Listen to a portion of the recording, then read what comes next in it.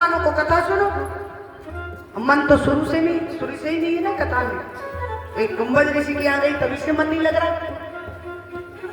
तो बोले नहीं स्वामी पहले ये बताओ उसके बाद कथा सुनूंगी, पहले ये बताओ विमान कहाँ जा रहे हैं। भगवान बोले अरे देवी ये विमान आपके पिता के घर जा रहे हैं। बोले मतलब ये है कि आपके पिता ने यज्ञ की रचना की है और ये सुंदर सुंदर जो अप्सराएं हैं ये सब सज धज करके तुम्हारे यहाँ जा रही है यज्ञ देखने के लिए। बोली ऐसा नहीं हो सकता भाई, यज्ञ जब होता है कथा भागवत यज्ञ सुंदरकांड जो भी होते धार्मिक कार्य उनमें बेटियों को जरूर बुलाया जाता है, बेटी को बुलाते हैं ना सब माता पिता। तो कहा कि यदि मेरे पिता यज्ञ कराते तो मुझे जरूर बुलाते। भगवान बोले उस कहानी को मत पूछो बड़ी लंबी है, नहीं मुझे बताओ। बोले ब्रह्म सभा हम सन दुख माना तेते अजऊ करें अपमाना। वो ब्रह्म सभा की बात याद दिलाई। बोले वो एक बार ब्रह्म सभा में मैंने तुम्हारे पिता का सम्मान नहीं किया ना, उसकी वजह से आज हमें नीचे दिखाने के लिए यज्ञ कर रहे हैं। सबको बुलाया पर हमको निमंत्रण नहीं दिया। मैया बोली धीरे से स्वामी ऐसा कहते हैं कि कुछ जगहें ऐसी होती जिन जगहों पर बिना बुलाए भी चले जाना चाहिए। पहला पिता के घर कुछ कार्य हो और पिता ने नहीं बुलाया तो बेटी को जाना चाहिए। भगवान की कथा कहीं हो रही है और आपको नहीं बुलाया तो आपको चले जाना चाहिए। गुरु के घर मित्र के घर कुछ जगह ऐसी बताई है। तो स्वामी क्यों ना मेरे पिता यदि मुझे भूल गए तो मैं चली जाऊं। भगवान से बोले अरे देवी जिस जगह कोई धोखे से भूल से बुलाना भूल जाए तो वहां बिना बुलाए भी चले जाओगे तो कोई पाप। लेकिन जिस जगह पर तुम्हें जानबूझकर ना बुलाया जाए तो सबको निमंत्रण दिया जाए और हम कहें भैया को नहीं बुलाना है उनको मत लेके आना, तो इसका मतलब कि हमारा अपमान करने के लिए तो ऐसी जगह पर कदाचित नहीं जाना चाहिए। और तुम्हारे पिता ने जानबूझकर तुम्हें नहीं बुलाया है। अब तो सती मैया बार बार निवेदन करने लगी। भगवान को लगा कि अब मेरा और सती का बिछो होना ही होना है, अब ये मानेगी। तो बोले ठीक है आप जाओ मैं तुमको नहीं रोकूंगा।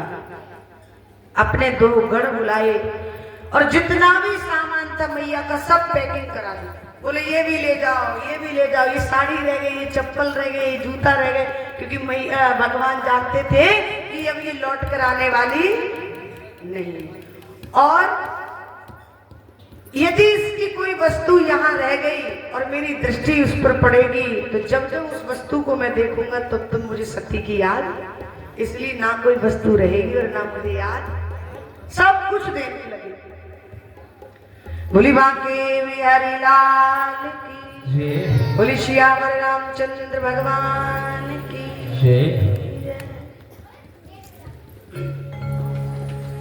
अब तो मैया सती अपने मायके की ओर प्रस्थान करने लगे।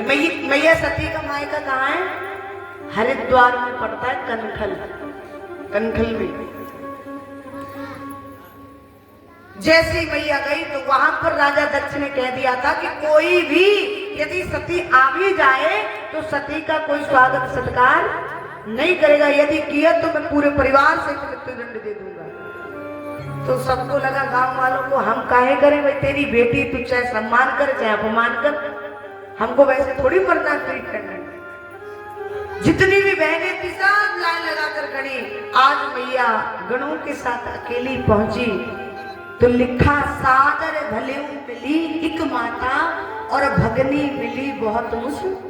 केवल माँ एक ऐसी होती है मायके में कि बेटी कैसी भी स्थिति में पहुंच जाए वो उसको स्वीकार करती है, पर भगनी मिली बहुत मुस्काता, अर्थात बहन तो मजाक उड़ा रही थी।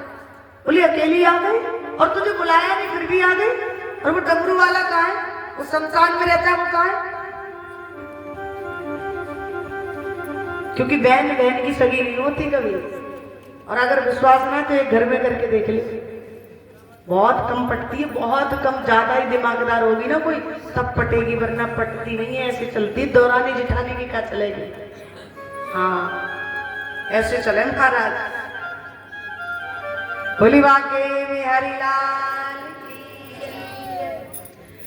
और जाकर मैया ने कहा मां मैंने सुना है मेरे पिता यज्ञ रचा रहे हैं, क्यों ना मैं यज्ञ की रचना देखा हूं। प्रसूति मैया समझ गई कि यदि ये वहां गई तो पूरा मामला बिगड़ जाएगा। पहले समझाने का प्रयास किया, अरे नहीं कोई यज्ञ नहीं कर रहा तेरा पिता, जिसमें मेरे भोलेनाथ जैसे दामाद को छोड़ दिया, जिसमें सती जैसी बेटी को नहीं बुलाया, भला वो कोई यज्ञ हो सकता? बोले नहीं नहीं फिर भी मैं देखा हूं अगर तेरी आज्ञा हो तो। मां ने आज्ञा दी।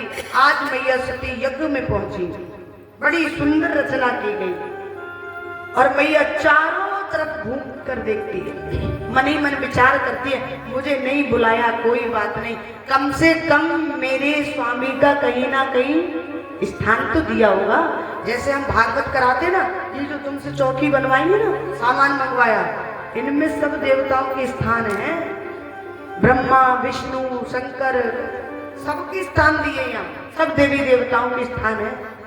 उसके बाद ये प्रारंभ हुआ, ऐसे नहीं कि लाए और फटाक से बैठ गए, समझ रहे, सबको निमंत्रण देना पड़ता है।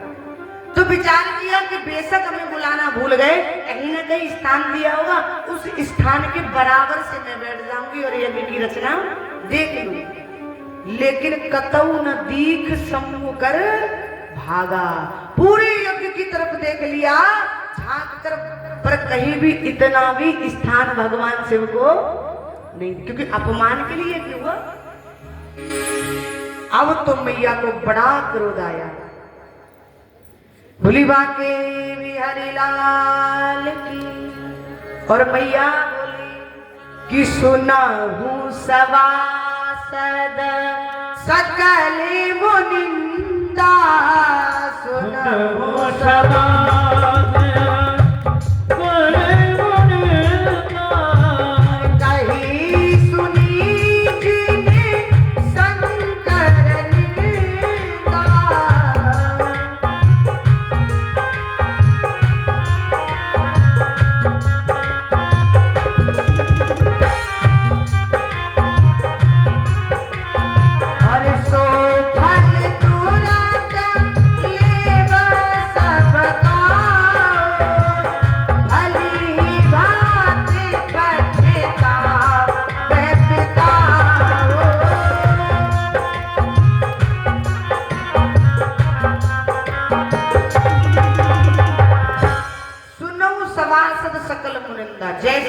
कहीं भागने, क्रोध में आ गई मैया और बोली सुनो कान खोलकर, जितने भी सभा में ऋषि मुनि जन बैठे हैं सब कान खोलकर सुनो, सुनो सवासद सकल मुनिंदा, कही सुनी जिन शंकर निंदा, जिन्होंने शंकर की निंदा कही है और अपने कानों से सुनी है, देखी, वो सब कान खोलकर सुनी। सो फल तुरंत लेव सबका हो, उसका फल सबको थोड़ा थोड़ा मिलेगा। और ये सामने जो मेरा पिता बैठा है ना, जिसके शुक्र से मैं पैदा हूं, ये तो भली बात ही पछताए। और मन ही मन विचार करती कि मैं कैसी स्त्री हूं जो मेरे पति के बार बार कहने पर मैं नहीं मानी और आज अपने पति का अपमान अपनी आंखों से देख रही। मैया ने तुरंत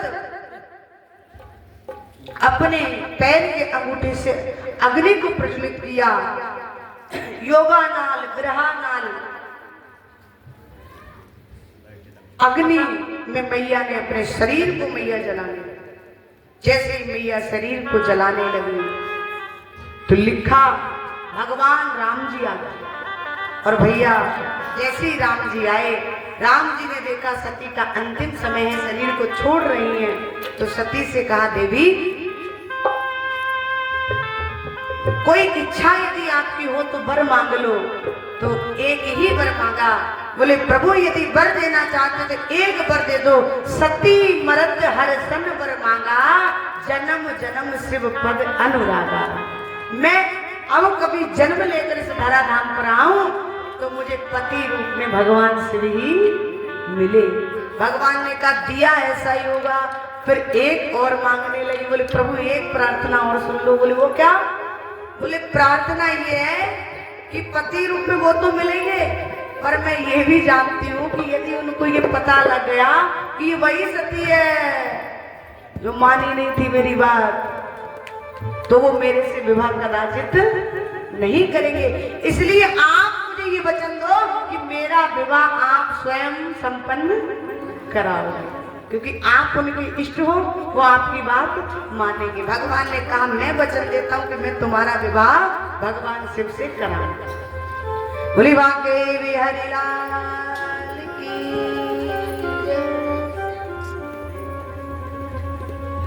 किते ही कारण हिमगिरी ग्रह जाई, ते ही कारण हिमगिरी ग्रह जाई, जन्मी पार सती तनु पाई।